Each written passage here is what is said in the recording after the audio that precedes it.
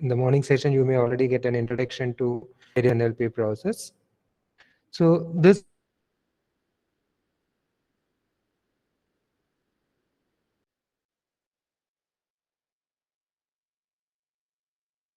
will discuss.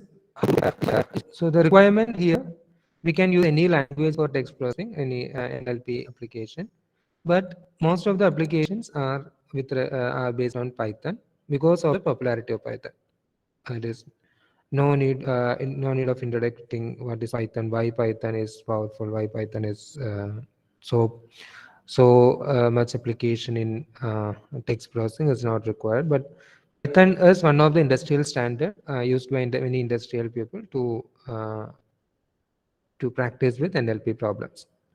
And in using Python, you like most of the NLP applications now come with machine learning part. So the packages required for both machine learning as well as NLP, that is natural language processing, to be installed. So basically, this NLP, we concentrate on text processing. So input will be a text document. So how to analyze this text document for getting useful information? So the useful information may be the word categories, like what category of word it is, what is the subject of this word, or how we can understand the which are the noun forms, or how many noun forms are frequent, or which words are meaningful words, or some functional words may be there. So how to identify these things? Or even identifying words involve multiple challenge. We need to identify what are the words inside the document. So given a text, how we can identify a word? A simple assumption may be a word may be separated by space. So in this text itself, you can say this in 1959, Arthur Samuel defined machine learning. So all these are separate words we can take. Now the question is whether this 1959 comma, whether this is a simple noun like 1959 is simply a word, or 1959 is a word and comma is a separate thing. So how we define word? That is the first question. How we can define words? So we need to define words. Then only we can find some algorithm to identify words. So say how we can define a word. We can say first simply we can say words may be separated by space. Then the question is whether this kind of punctuation, human computer interaction, whether this punctuation is part of word, or whether we need to treat this human and computer are two different words.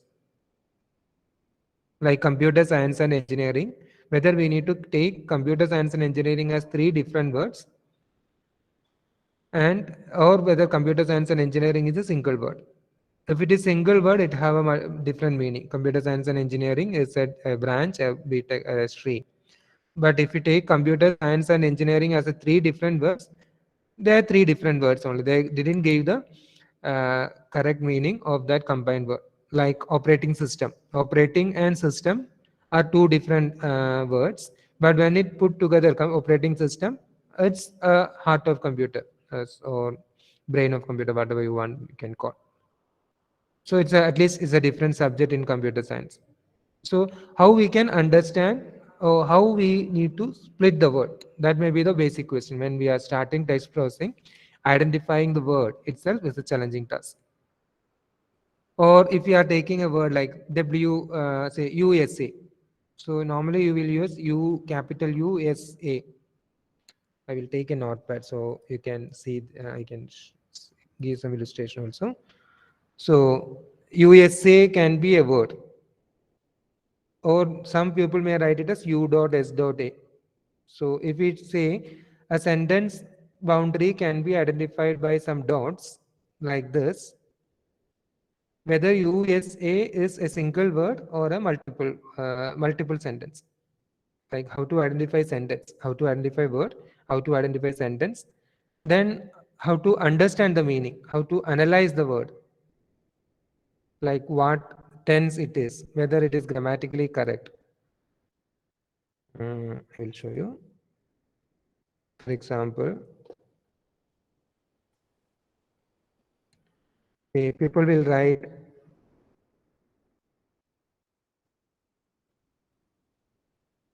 eh,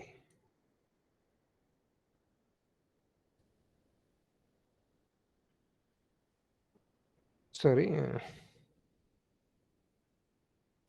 say USA, this type, this way you can write, or U dot S dot A. This is also possible.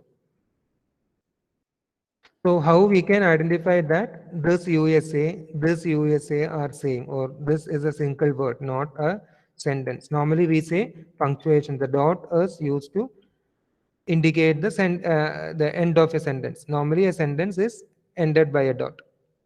But if this is the case, how we can understand that this is the this dot is not part of a sentence boundary, it is part of the word itself. Like somebody write roll number, phone number as +91 hyphen some numbers. So how we can identify that this plus is part of that number. This punctuations are part of sentence. In some cases, we may have to remove the punctuation. Some cases we need to consider the punctuation as part of word. Some cases a word may contain multiple words. Sometimes it is a single word. So much complex confusions are there, ambiguities are there. So a basic text processing will include all these things: how to identify word, how to analyze the word, how to identify sentence, how to check the grammar. So all these things will be included in basic text processing. So this text processing is basically done as a pre-processing step for a large machine learning task like text classification or language modeling or translation, whatever the question answering system, whatever be the NLP task, this text processing is a basic pre-processing step. We have to identify the words. Some words may be very repetitive. Some words have no meaning. So we can ignore the meaningless words. So stop word removal. Say some words have maybe appear in different forms. Say play may be there, playing may be there, plays may be there, played may be there. So whether we need to consider all the different forms of the word play, or just we need to keep the word play, like computer, computerization, very many different forms of compute may be there. Whether we need to keep all the words or just the root word. So many such questions. Some cases it may be play in one capital letter. Whether we need to consider all this as same or different. So such questions will come. So normalizing all this kind of things is part of text processing, which is commonly called text pre-processing, which is one of the first step, initial step in any NLP task. So normally, if you draw the NLP pipeline, the first text will be step will be text pre-processing. So we'll discuss more on this part in today's session. Okay, so that is a very brief introduction to the tutorial part. Now coming to the programming environment part, we need to set up the environment, necessary environment. So the two important packages required for this discussion are NLTK and scikit-learn. So these two packages, at least scikit-learn may be very familiar to all. NLTK is the package which is dedicated for NLP. So NLP tasks, it involves many libraries for doing NLP tasks like POS tagging, grammar, dependency, grammar, chart parsing, and many NLP algorithms can be available in this library. Along with it have 50 more corpus. Corpus means a collection of text document, which can be, say, a data set. In machine learning perspective, they are text data set. So many classic benchmark data sets are available in NLTK. So we can use that corpus. It provide many wrapper classes to access this corpus. So and many lexical resources such as WordNet, Stop Word List, Chendi WordNet. So many such resources are available with NLTK, which can be used using the library functions available with NLTK. The other package, scikit-learn, we can use it for doing the machine learning things like classification, clustering, such kind of analysis we can do on the text data using the scikit-learn. So first step is to install these two things. So there are two options. Either you can install it in your local machine. So for that, one easiest way is you can install Anaconda, or you can install every package separately using pip command, pip install NLTK, pip install scikit-learn. Everything is fine. But Anaconda provide a collection of more than 720 packages that can be installed with Conda. So it is a package manager kind of things. Once you install, you will get a Jupyter notebook kind of things, this environment. I'm just telling silly matters. You may already know these things, but just for a continuity, I'm telling these things. Okay, so you can install either NLTK separately, NLTK scikit-learn package separately, or you can use Anaconda. Then you will get a complete package, all these packages installed. Okay, now once you install NLTK, the other option is using Google Colab. You can type in, you can start a new notebook in Google Colab where you can, all these packages are available. If it is not available, you can install by pip install NLTK. Exclamation mark pip install NLTK, it will automatically get installed. It take time to load, I don't know why. So that is one option. So either you can install it locally, install NLTK. If already you have notebook, Jupyter notebook, you can run the command pip install NLTK. That will run the that will install the NLTK in your machine. That is one option.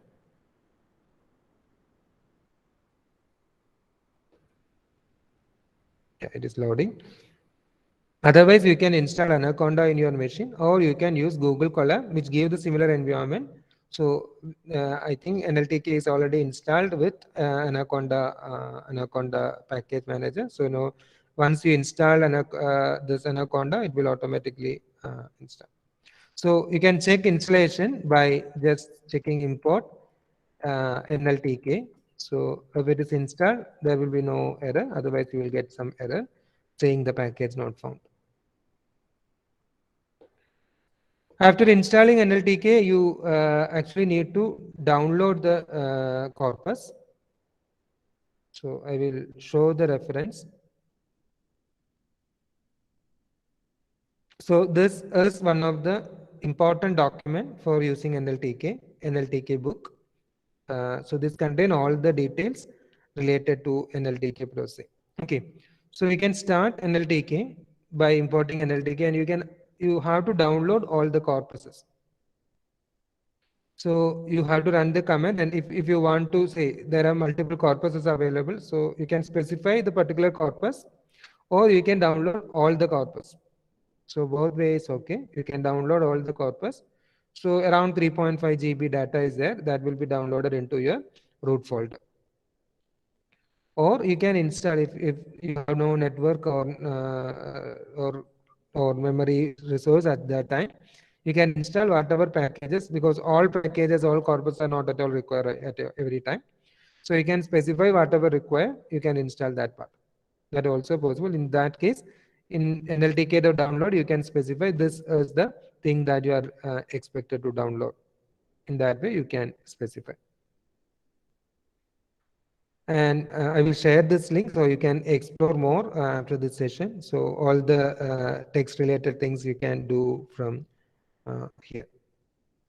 So we'll start with basic Python kind of thing. So for example, I import an NLTK, leave NLTK till now. So I will just take a simple text. Say from this, I will take a small text as a sample. So this is my input. Sorry, some issue there.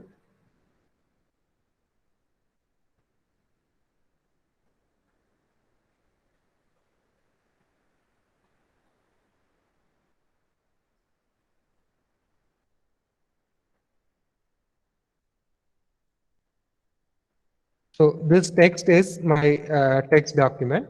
Suppose I want to know the length of characters in this text. I can use length command. So this contain 816 characters. So the next question may be how many words are there? So how many? These are 816 characters there are there, including all the space and everything. Okay. So if you want to know the number of words, how many words are there? A simple Python command like txt.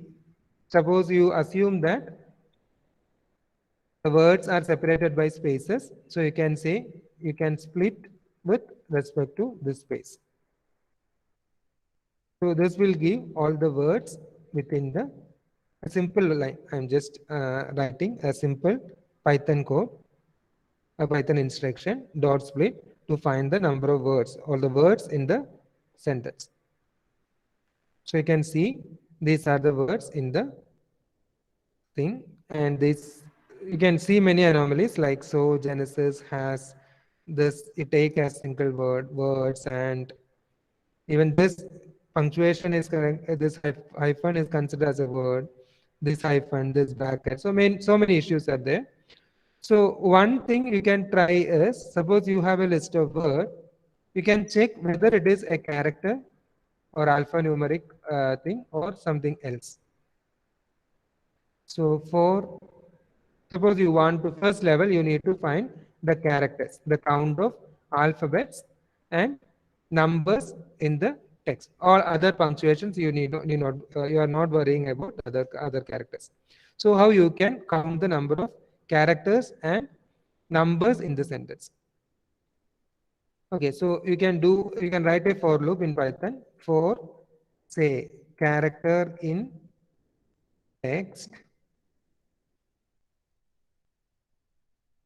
if character dot is, you can see what will be the character. So this will print all the characters.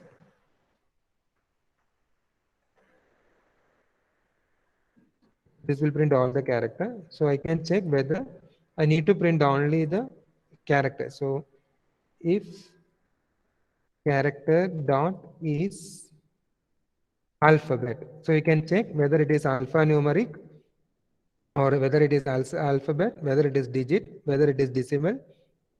So all things you can check. So is dot alpha. So if it is alphabet, I will count. I will put it as say alphabet dot append that character. So I will create a blank list. I hope you are with me. And just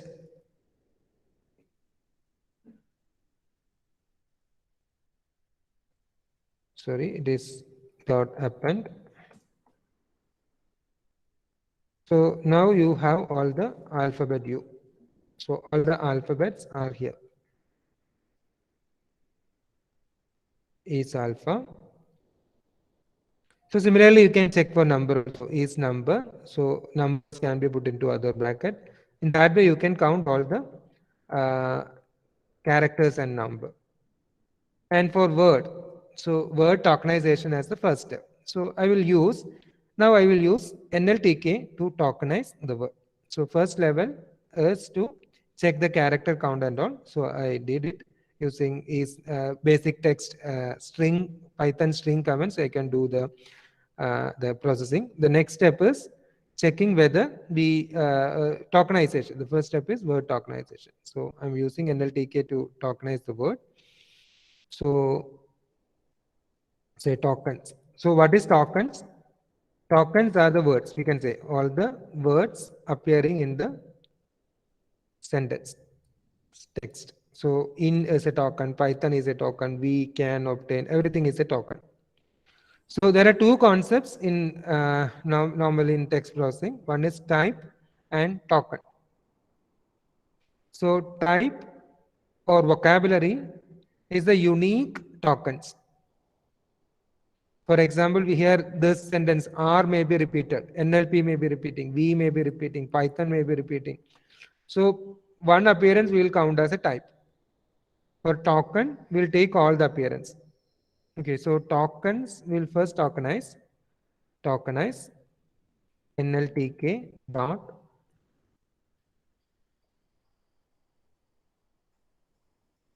tokenize text.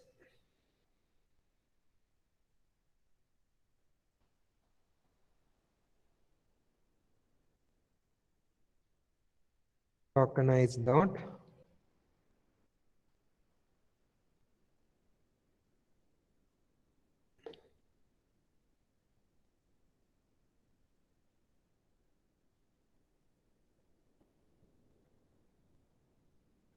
you can take any tokenizer. So many token functions are available. You can take one of the face tokenizers. Many tokenizers are available. So even sentence splitter, sentence tokenizer, many things are available. So you can take one tokenizer. So line tokenize dot load Nlp.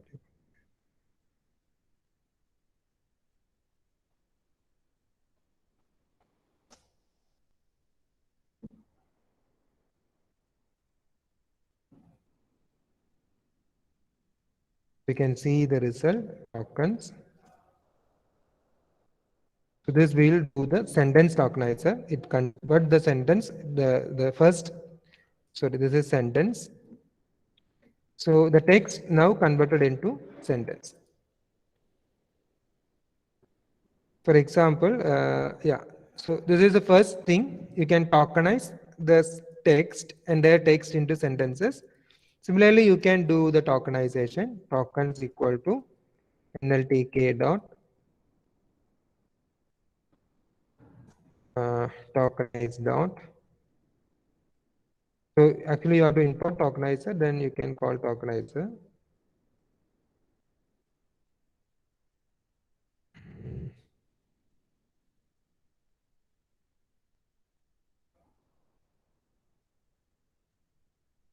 You can do word tokenization on this text.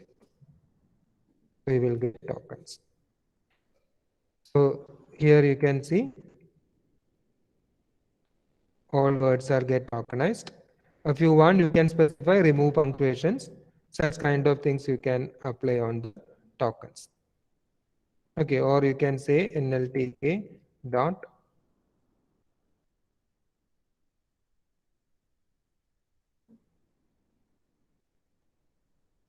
Okay, I will tell it later. So this is the first step, tokenize this text. So once you did the once you install the NLTK, you can import the NLTK library first, load the NLTK library.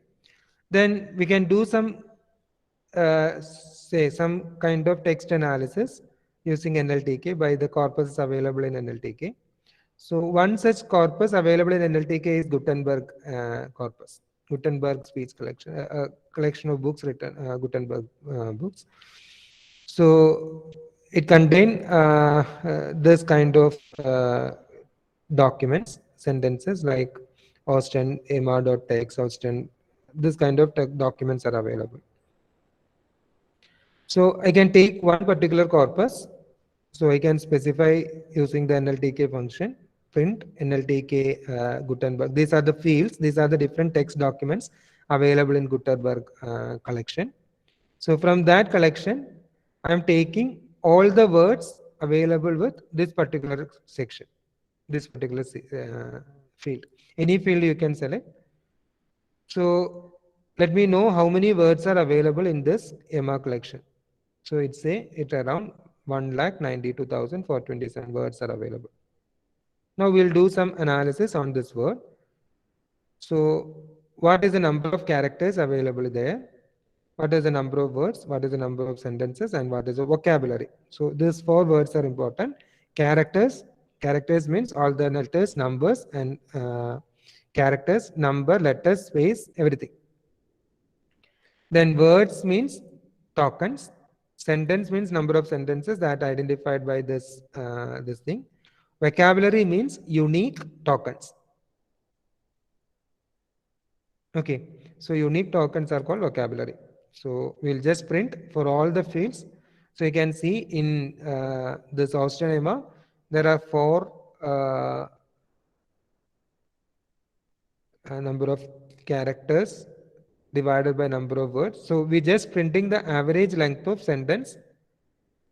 This program displays three statistics of each text: average word length, average sentence length, and average time each vocabulary it appears in the text.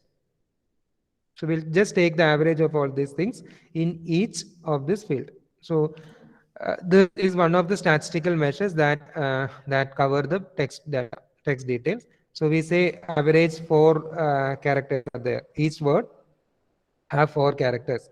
Each sentence have some say 24 words. That kind of information we'll get from this statistics. So many conference these things you can take like similarly you can here also you can try what is the average length of the sentence. So we have text data is here. For example, if you want to know the for the words, so just assume that words are separated by space. So you can take words equal to txt dot split, or you can say you can use nltk dot tokenize dot word underscore tokenize. This also you can try, no problem. Text. So these are the words.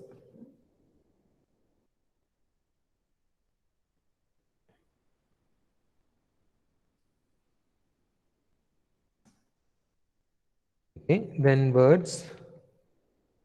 So number of words equal to length of words. So you will get 180 words are there in this example text. Now you want to know the average length of words.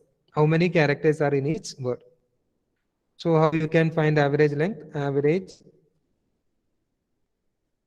word length equal to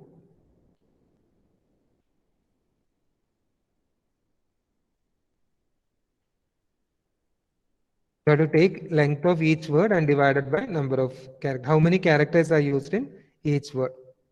And take the average. So length of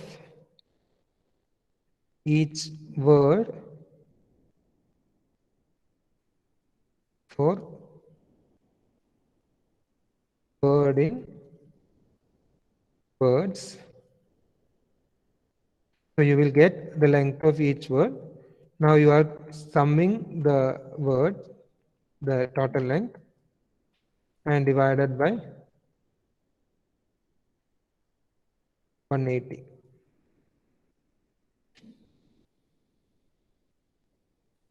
So you can find the average word length as 3.67. So in this text, you can find that average word length is 3.67. Why this is important? Because this average word length, average sentence length is a measure of readability. So this actually give an information that in English, at least if you are taking a large corpus, large text, and you are getting some value around 3 to 5. Normally, if you try with a large corpus, this value will be around 4 to 5, between 4 to 5. That is a common thing. Most of the English words have average, on average, where maybe large words may be there or small words may be there, but on average there will be 4 to 5 letters in a word. So that kind of statistics we can get by taking this kind of count.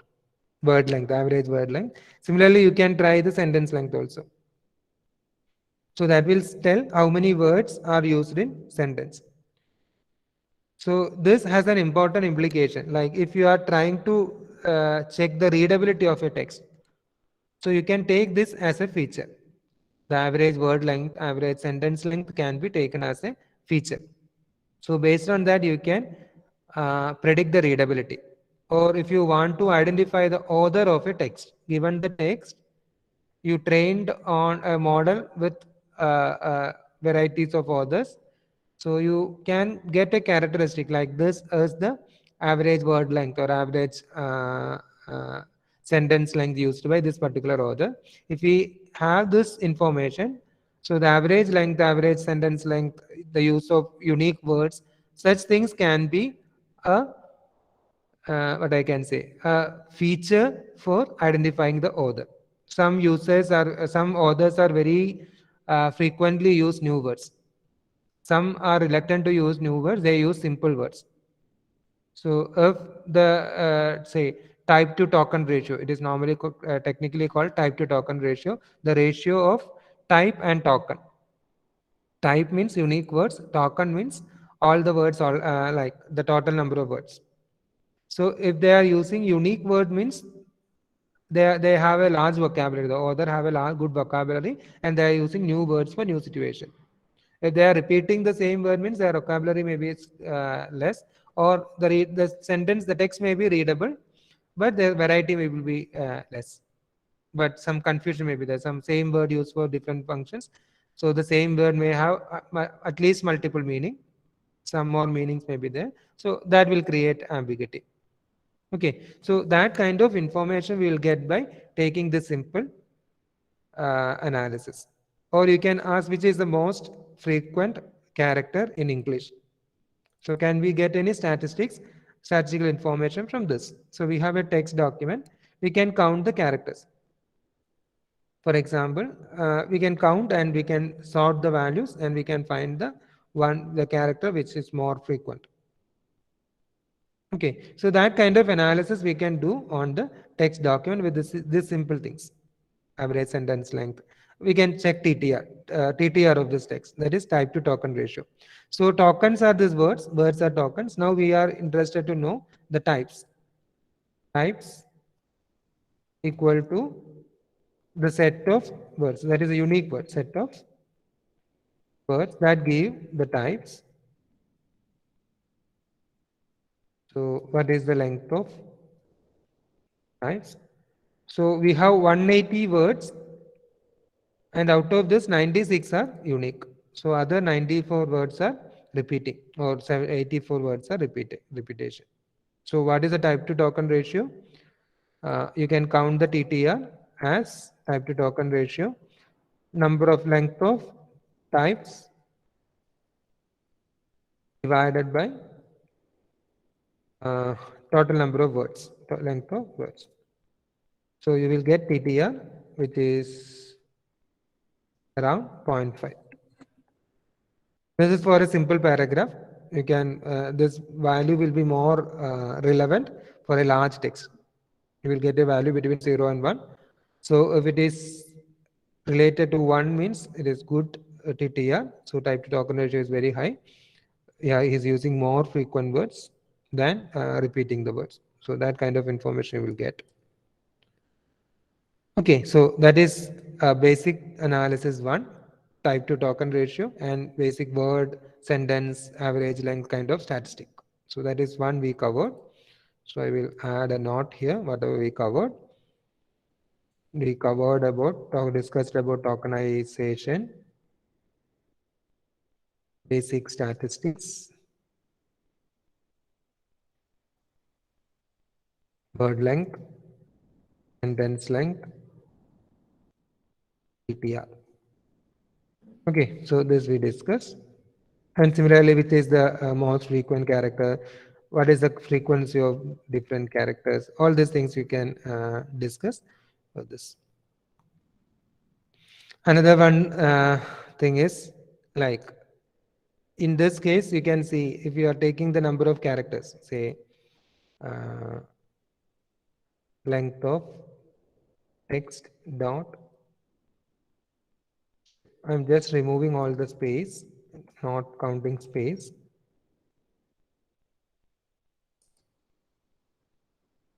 Sorry. So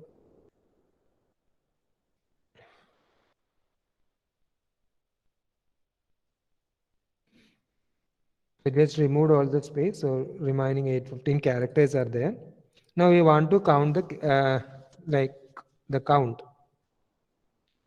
For example, which are the different, I want to know the different characters in the string. So 815 characters are there. So I will just check length of set of char.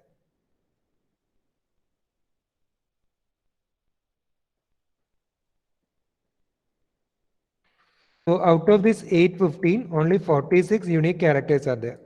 So I just want to know the count of each character. How to find the count of this character. So I will just write a Python program to count the character. So I define a function, or even I can write a program itself. I want to, the objective is to write, count the character. Okay, count the frequency of unique characters. So I'm defining a dictionary called count to keep this count. So my program is very simple. For say character in this text document, if this character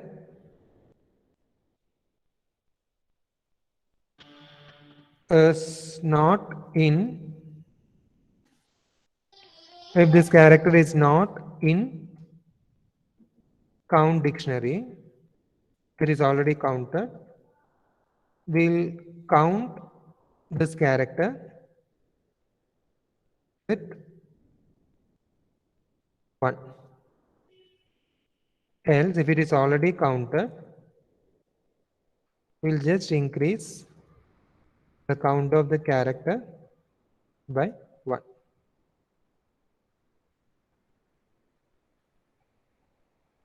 Okay, so very simple program. And finally, I will print the count dictionary. We can see that S appears one time, O appears this time G, E, N, S, I, H, all characters, the count is here. Okay, so one issue here is it may take say lower count and upper count and different. So if you want to avoid that problem, I can convert the text into lowercase or uppercase. Every character, everything can be converted into upper. So we have only uppercase letters. So we are counting the things irrespective of the case. Okay, so in the text, I first converted everything into uppercase and I counted the character. Okay, now we can see that space is one of the most frequented character. I'm not considering space. Other than space, the most frequent character here is E. Right. And the next one is O. So you can see that the count of vowels is more high compared to the consonants. So this kind of analysis we can do once we, like, this is actually a probability distribution. This is a distribution of characters within the sentence, within the text. So based on that, we can bring some models. Suppose I have some words like the starting word is S. If I know the conditional distribution that S follows the other one, what is the most probable word? The probability of the words that follows S. If we know this frequency of characters that follow S, based on that value, we can fill this the next word. We can predict the next word. We can predict the next word. In that way, we can predict the word. Or in spell correction, I have something like say T H Y. So what can be the most probable? One letter is missing. So what can be is an error. So what can be the most correct word for this? Correct alteration for this. So this can be day. So we'll check what is the probability that E follows H and E precedes E. Y precedes E. So all these things we will consider. We'll take the probability. We'll take the best one. So for counting that things, we can take the probability. So what is the probability of A appearing S? What is the probability of appearing O? Without considering the previous word. That is an independent probability. Then we can consider the dependent probability with respect to the previous character. So probability of S given the previous character is A. Probability of S given the previous character is O. That also we can compute. A conditional probability we can compute. So based on that, we can prepare a language model for the character distribution. The same thing can be extended to word level, a word distribution. What is the probability that a word follows the other word? For example, we have a word, say the boy ate. So what could be the next word? Given the previous word is the boy. So what we are counting is probability of, say, next word is, say, apple. So what is the probability that the next word is apple given the previous word is the boy ate? So computing this probability, we need this kind of statistics. We need to know the words. We need to know the probability of what follows the other one. So using this conditional probability, we can make a language model that makes prediction. So I'm talking about the applications of this basic analysis. Similarly, you can use this frequency for identifying the keywords. If you use some word cloud application, you can see some words are really highly frequent, so they may be get very high value, high font. They may be presented in high font. So which are the keyword, which are the most frequent words? So that kind of analysis we can do with this word tokenization. Moving over to this thing. So the same thing I explained here. So another corpus is Brown corpus, similar to the Gutenberg corpus. You can it contains all the it's created by Brown University. It have different categories like adventures, like text documents under different category like religion, news, mystery, editorial, fiction. That kind of things you will get from this document. So you can check the words in each category. So brown dot words, category news, you can specify the category. So these are the words in this. These are list. This is an exhaustive list. It is not completely printed. So you can just see which are the things. So similarly, NLTK, that is about the corpus available in NLTK. Now another basic text processing involves stop word removal. So you should know. So we covered text pre-processing. Sorry.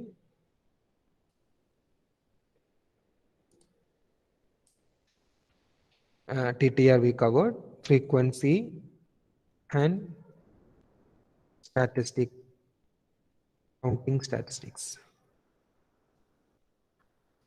Counting statistics is an intro to language models or prediction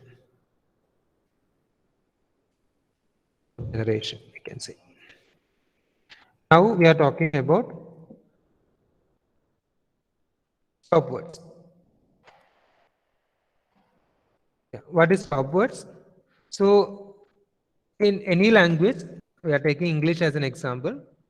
You can see many words are not at all keywords. What is keyword means that indicates some properties of the language, some important functions, say nouns. Words may be noun, words may be like verb. They have some important role in the sentence. But some words like, say, even in this example, you can see the vocabulary is an important word of a text is just the set of tokens. So vocabulary text tokens are important, but just is some kind of words which are just functional words. They have some grammatical role. They are not contributing anything to the meaning.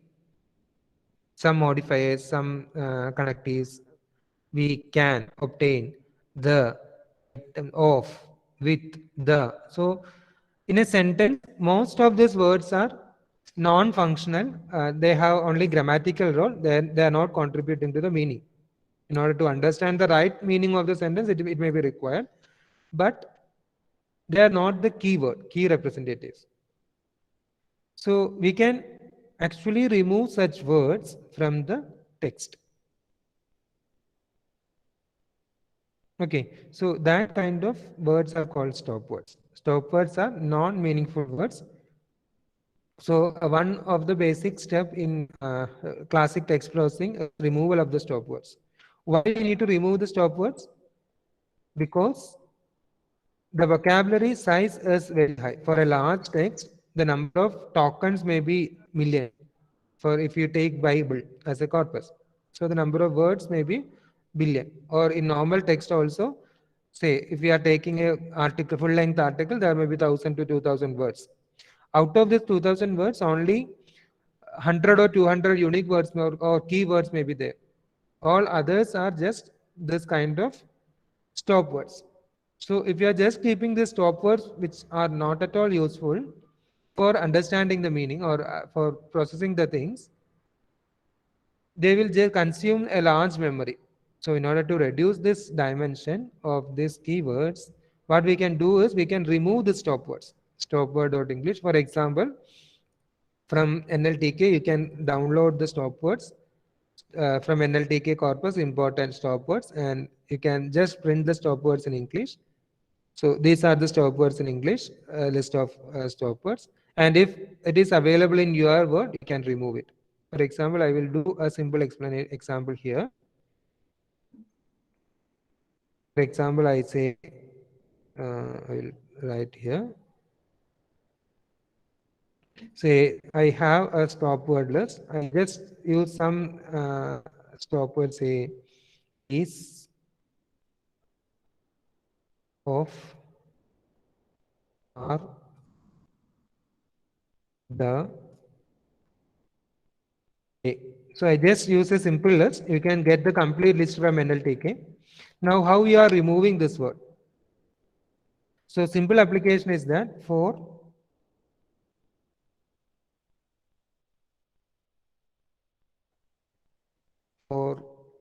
uh, words, word in words, if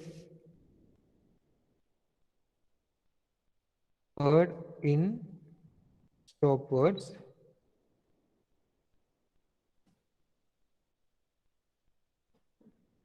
so I can put a new word, clean word without stop words, which is a list. If word not in stop words, if it is not a stop word, we'll add this into the clean word.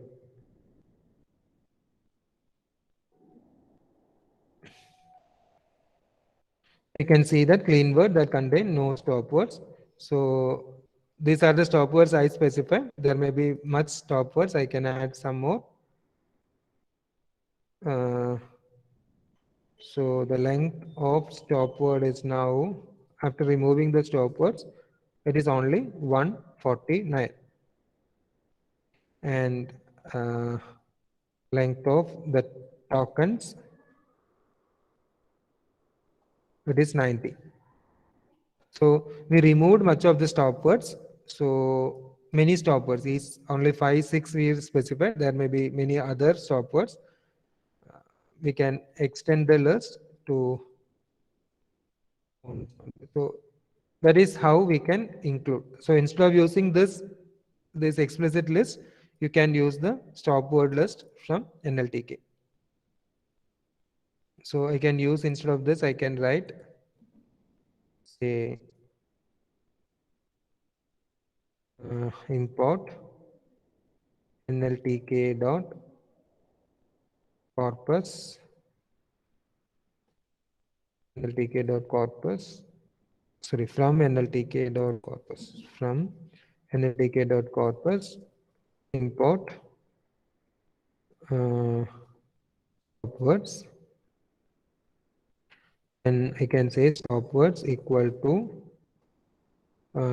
stop words of English, right? Stop words dot words of English. Stop words dot words of, say, English. So this is much better stop word collection. So I removed all the stop words and now it become 100. Around 180 words were there. 180 words were there. Now I removed much of the words and now it is 100. And this may not change. It is 64. So only 64 tokens. So only keywords are there. All the stop words are removed. Why? It is required to reduce the number of vocabulary. I'll come back to this one later. Now the other part, the next part is normalizing the text. Now we have the clean words, the root words. Now the same issue will come whether we need to keep uh, stop word removal. Now I am talking about normalizing the text. So stop after removing stop words, we can have much reduction in the vocabulary, but this problem will come. Play may be there, playing may be there, plays may be there, play may be there. So this issue we compared, we just converted everything into lowercase or uppercase. In that way, we can remove in like many way. Like this is one way of removing, but issues are there. For example, some organization name, say Apple is there, and Apple is there. So whether this apple and this apple are same, if I am converting everything into lowercase or uppercase, this distinction will not come. We are just leaving that process, that thing now. We are not considering that issue. That issue will be considered at the time of named entity recognition. But here we will check this thing. Play is there, playing is there, play is there, played is there. Play, everything is there. So whether we need to keep all these things as separate unit or can we consider this as a different form of the same word. So there are two approaches that is called normalization. There are two approaches. So one is stemming, another one is lemmatization. Okay, stemming and lemmatization are the technique for identifying the root word. So both are similar but different approach. So the stemming approach is cutting, like suppose we have playing. It will stem by say removing each word. Say first it will try to remove play G, then I, then Y. Like that they cut everything and give a word. A similar approach will follow for this lemmatization also. The difference is that stemming result in a word which may not be in dictionary.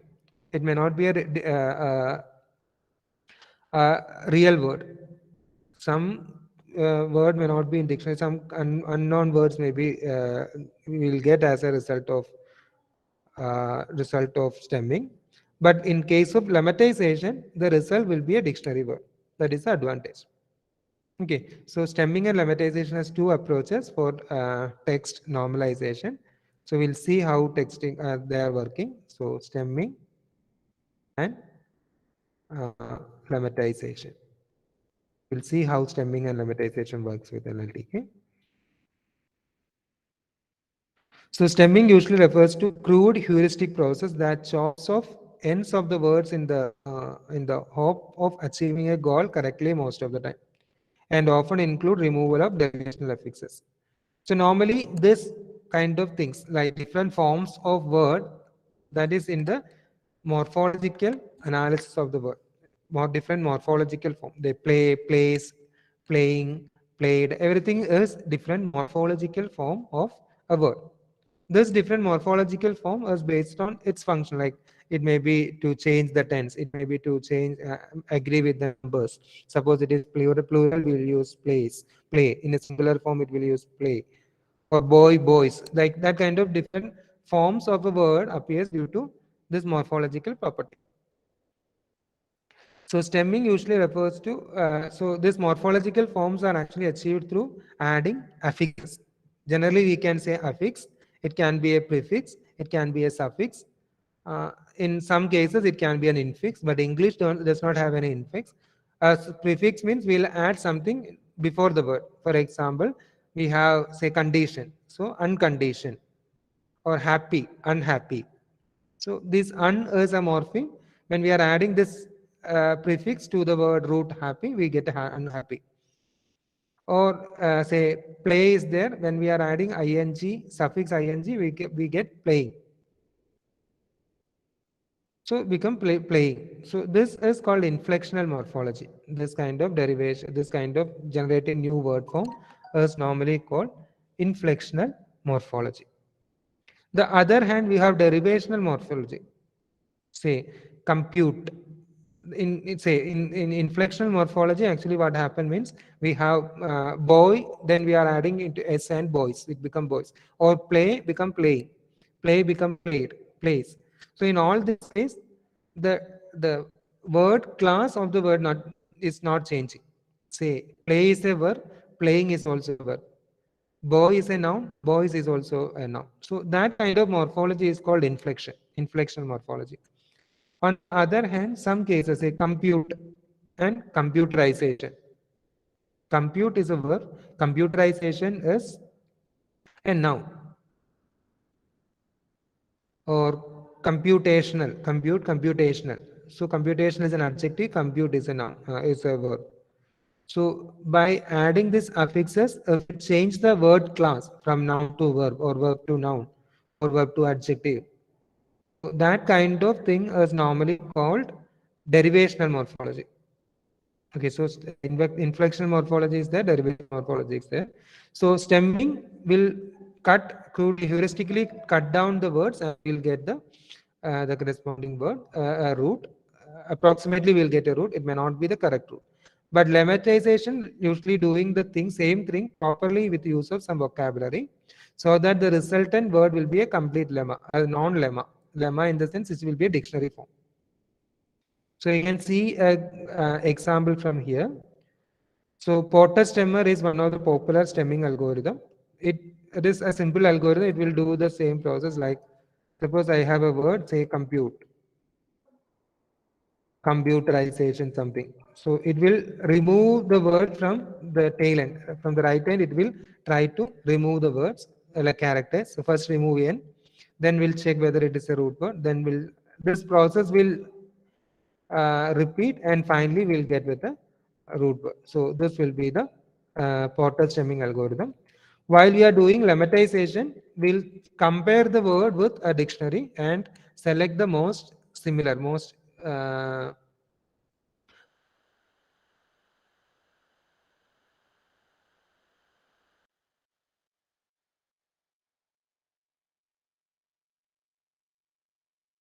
closer lemma stemming algorithm. What we are getting is compute, COMPUT.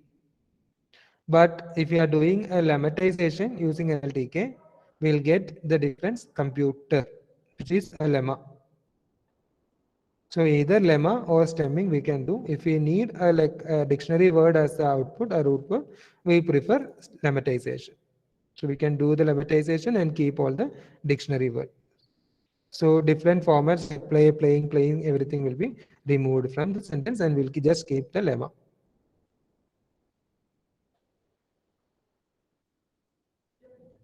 So in this example, you can see this is a raw text. You apply the tokenization and apply the Porter stemming on the thing. You will get all the stemming. We can apply it here also. So I need nltk.Porter stemmer.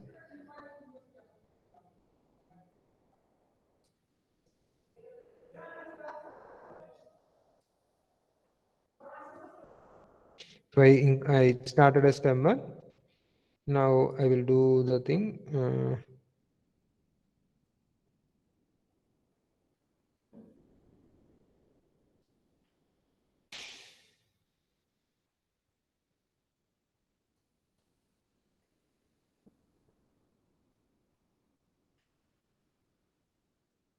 So Genesis, numbers and word, punctuate, simple. So these are the corresponding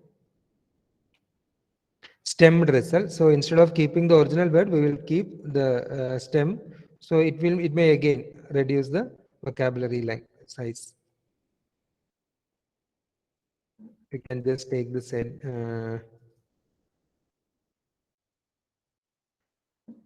stems equal to this one. We can just try the length of unique stems in the document, only 61. So see, original dictionary size, original vocabulary size was 64. After doing stemming, we got it as 61. So similar thing you can try with lemma also.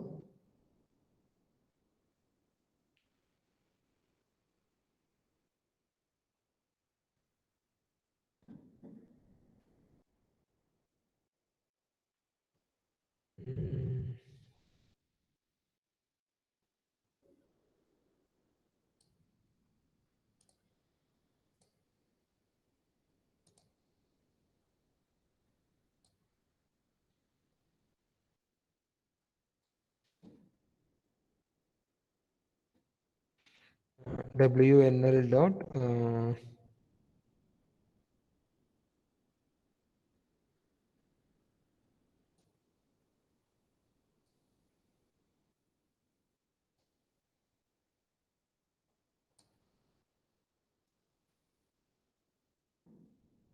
it may take time because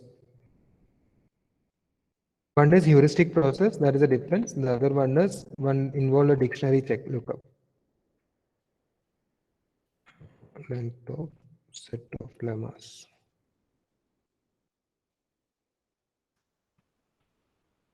The only difference is that lemma, this difference will be very small. In stemming and lemmatization, they give the same result, but only issues that only thing difference is that this is a heuristic method. We may resulted with some non-dictionary words, but here it assures that the words are real words.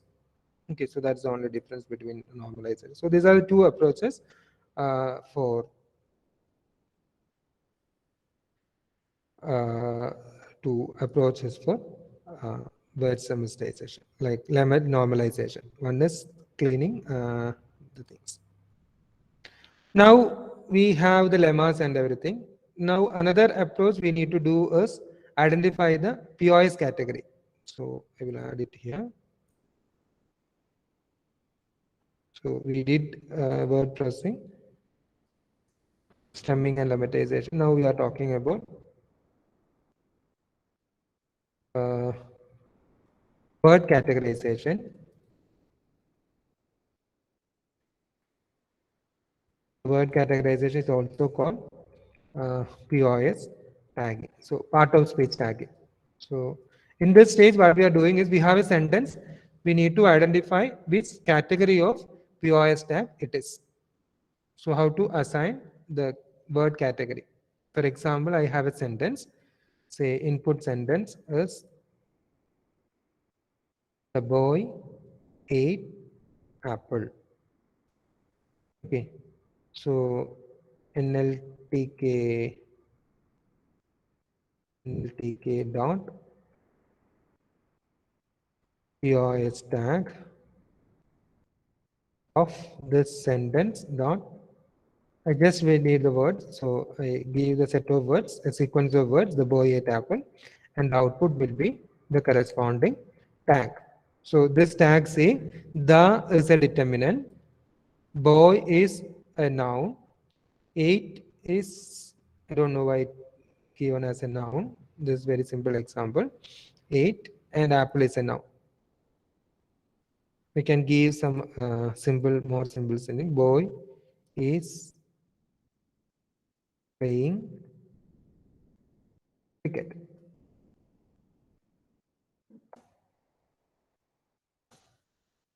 We can see the boy is a noun, is verb in continuous sense, playing is verb in gerund form, and cricket is noun. So POS tag, this can be used to get the tag information, the corresponding word category we can identify from the sentence. So the chapter 5 in this book will give that details, that kind of detail, how to find the tag.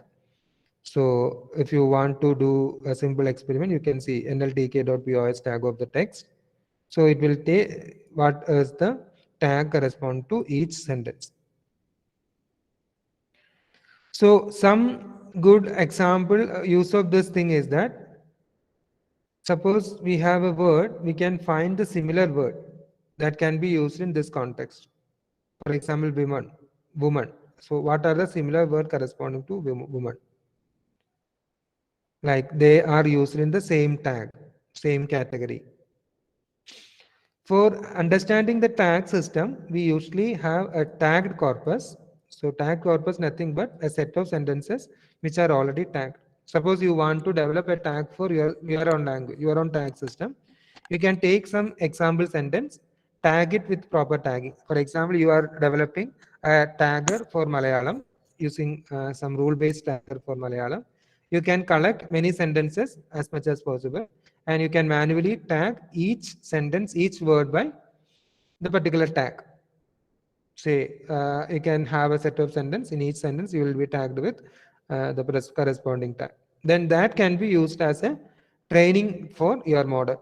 Training data set for your, that corpus can be used for training. For English, there are many such tagged corpus are available. So you can use one such, you can create like this way, like string to tuple. So you will give fly the word, then a corresponding tag, and so and add to the corpus. So sentence can be the is an adjective, grand is the adjective, jury is a noun, like that. You can provide the information and you can create a tagged corpus. Okay. The tagged words can be also, the corpus can be accessed using NLTK things like NLTK.corpus brown.tagged words. You will get all the tagged words in this. And you can also analyze which are the, if we have this data, we can count, also we can make count, like which are the most frequent, popular POS tag, whether nouns or verbs are more frequent. Or you can ask many questions like which is more frequent tag, or which is more, what is the most frequent tag that come after a noun or before a noun. So that kind of questions you can ask. You can have such statistics to do some language models, so to get a probability distribution. NLTK also support Indian languages, especially Hindi, Devanagari, and Malayalam also. It have corpus, so you can take the tagged corpus from say Hindi, Bangala, Hindi, Marathi, Telugu, and you can access that corpus. So nltk.corpus.indian, that will give the details, the tagged corpus for Indian languages. You can use that as a reference and you can make analysis. So that is about POS tagging. So based on the POS tag, you can have the analysis like which is more frequent, which are not frequent, that kind of things you can have.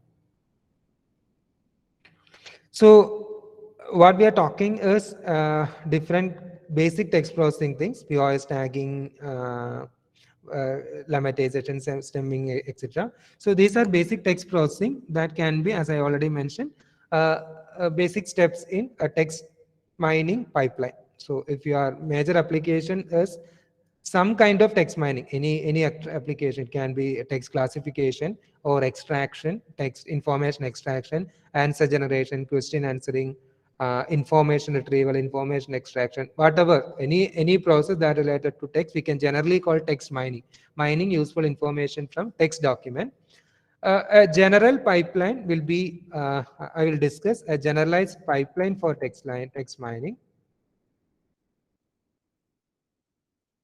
It will be like this. We'll start with data collection. We'll select one corpus uh, that depending on the application. Suppose it is a text classification, we can take news article classification data set, or some our own data set we can select, or we can say we can collect movie review data set, or any data set we can, Twitter data sets, so publicly available. Web scrap data sets are available that can be used for collecting data collection. Then we will apply the pre-processing pre-processing that involve pre-processing that involve removal of stop words. Before removing stop words, Normally, this paper, this articles or the data may be coming from HTML document, web document. So HTML or unwanted tag may be there. You have to remove them. You have to remove these tags. So you can either use regular expression to do this, or some packages like Beautiful Soup is there, that also you can use to remove the HTML kind of things. So removal of the, we'll discuss them in the next day. We have a section on text classification using deep learning. So in that step, we'll discuss them in detail. So unwanted tags can be removed. Then removal of the stop words. Then we can remove the punctuations before stop word removal. We can remove punctuations, removal of stop words, and we can also count the frequency of words. Remove punctuation, frequency of words, so that we can select most frequent items. Okay, most frequent. So suppose we have 1,000 words. Out of 1,000, we are taking most frequent 100 or 20, whatever numbers. We can generally say n numbers we can select. So this is involved in basic pre-processing. And this word, instead of taking frequency, we can also okay, we can removal of stop words. We can apply normalization, that is stemming, or lemmatization. And based on this lemmatized data, we can do some other lemmatization. We can also apply POS tag to identify. In most cases, we are concentrating on nouns or verbs. So all other words we can remove. The words which are not nouns or verbs that we can remove. And remaining words, we can do the frequency count and we can select the most top n words. Or instead of frequency, we can use TF-IDF. Or another term is word embedding. We'll, instead of taking word TF-IDF, we may take word embedding. So these all the process that we discussed today are part of pre-processing. We'll get a pre-processed data, clean data, and we'll develop a model based on this, train the model based on this pre-processed data, and test and evaluate the model.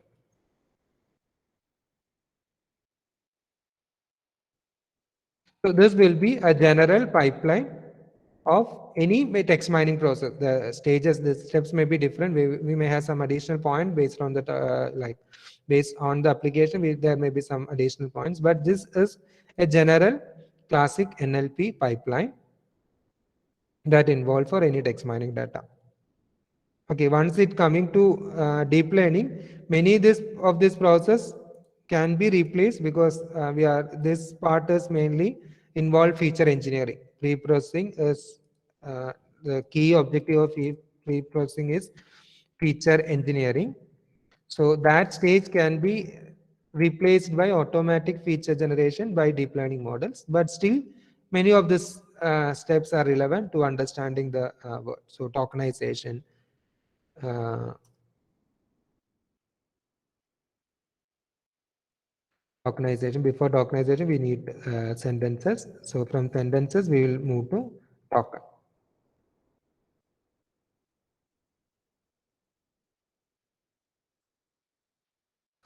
So this will be a general pipeline for any NLP text processing, text mining data. So with that, let me wind up the session. So what we discussed, we started with basic requirement for text processing. So NLTK, Python. So you can use Perl also, no doubt. Java, one of the like before Python, Java was more prominent for NLP applications. Stanford's core NLPs was written in Java, but now they moved to Python. So it is okay. Java, any language is okay, but we focus on Python, NLTK, Python, and necessary packages that have to be installed. Then we discussed about tokenization, challenges tokenization. Once we have the tokenization, what are the basic statistic analysis we can do, like word analysis, sentence length, average sentence length, TTR value, like that we can count. Then frequency and counting statistics, which gives an introduction to language model. So based on this probability statistics, we can make prediction models, predicting the next character or predicting the next word, predicting the next sentence generation. So given a seed word, we can think about a model that that generate a new word. Stop words, we discussed stop word, what are stop words and how to remove stop words using NLTK corpus.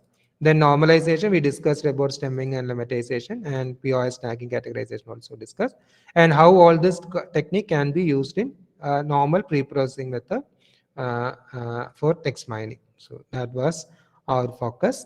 I hope it is clear. If you have any queries, we can quickly discuss.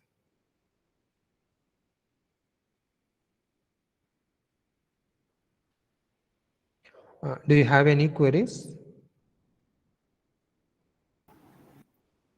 Participants, if you have any query, please ask.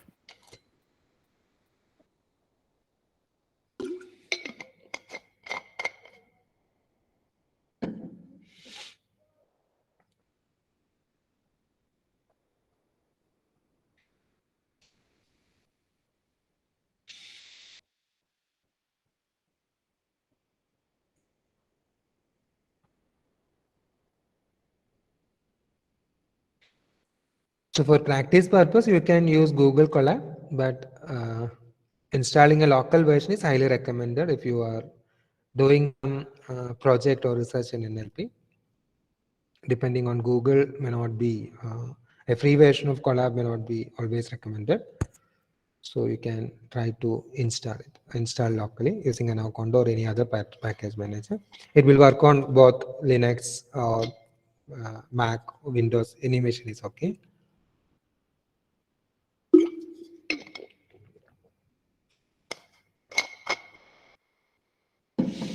And you can also try with Indian languages. So most of the tools support Indian language also. The Python 3 is Unicode supported, so any language can be processed using that. So it is not a problem. Any other queries if you have, we can discuss.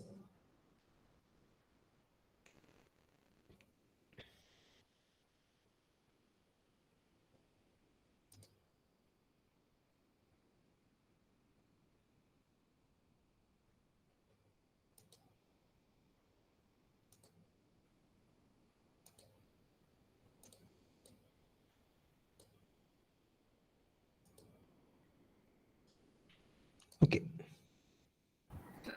Okay, sir. Thank you so much for such an enlightening session for today. Thank you so much. Thank you, ma'am. Thank you, participants. Thank you for your patience. Okay, sir. Now we can leave, and tomorrow we will our section will start from 9 a.m.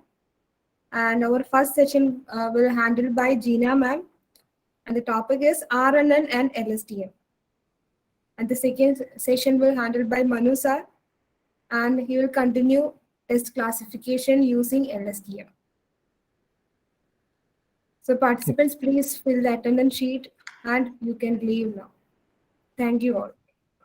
Thank you. Thank you all. Thank you, sir.